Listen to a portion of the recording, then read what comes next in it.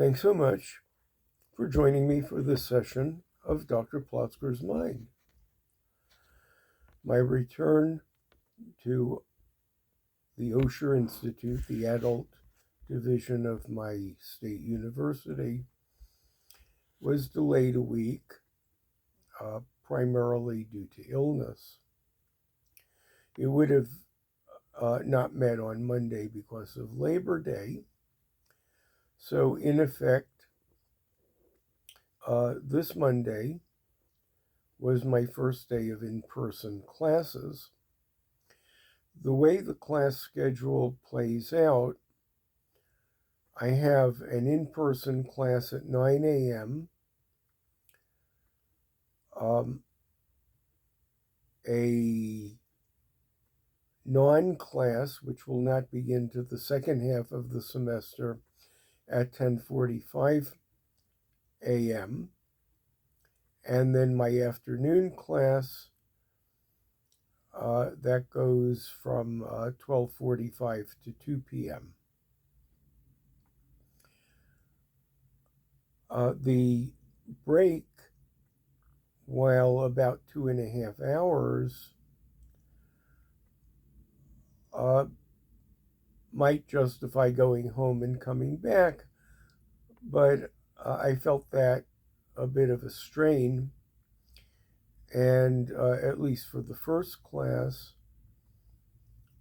opted to just bring things with me.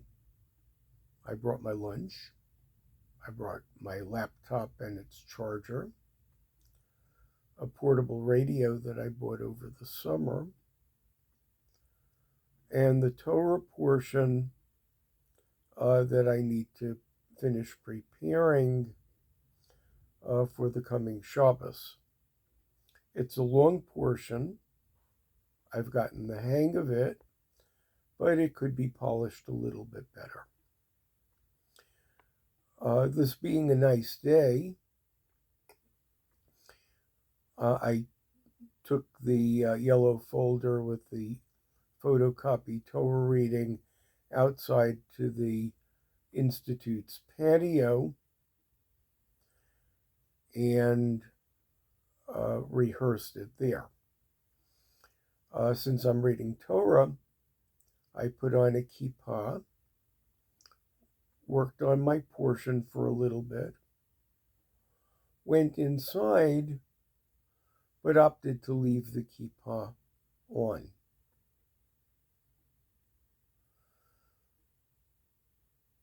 In this day of being targeted because you look Jewish,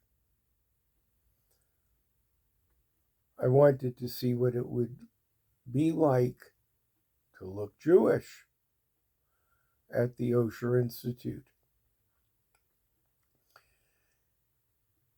We have an interesting senior crowd. We are all retired, usually from pretty responsible jobs.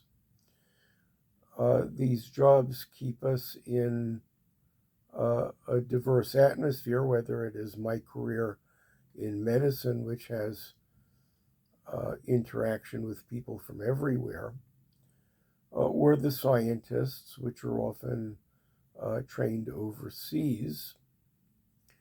We have a few ethnic minorities, but not a lot. But we certainly have people of Middle Eastern background who, while not overtly hostile to the Jewish people who have a presence at the Osher Institute, they do have feelings about current events that may be very different than mine. I read about people being targeted because they are visibly Jewish, whether in the subway or in Europe or in random places.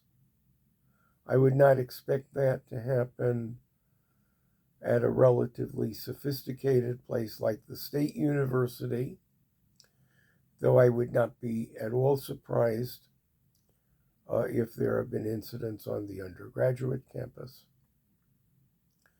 So I kept my kippah on for the rest of the day.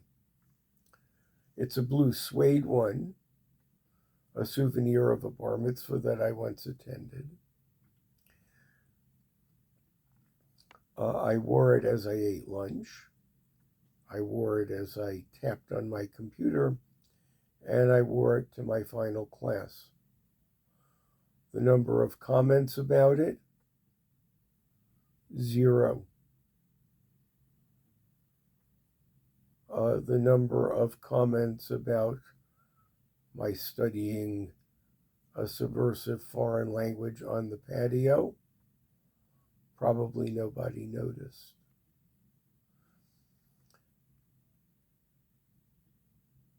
From this brief interlude,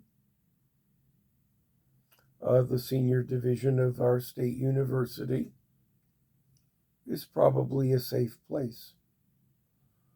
I didn't provoke anybody. I minded my own business. Did not wear a provocative t-shirt. Just went about being what others would take as myself, and it got no adverse reaction. Thanks so much for sharing this session of Dr. Plotzker's Mind.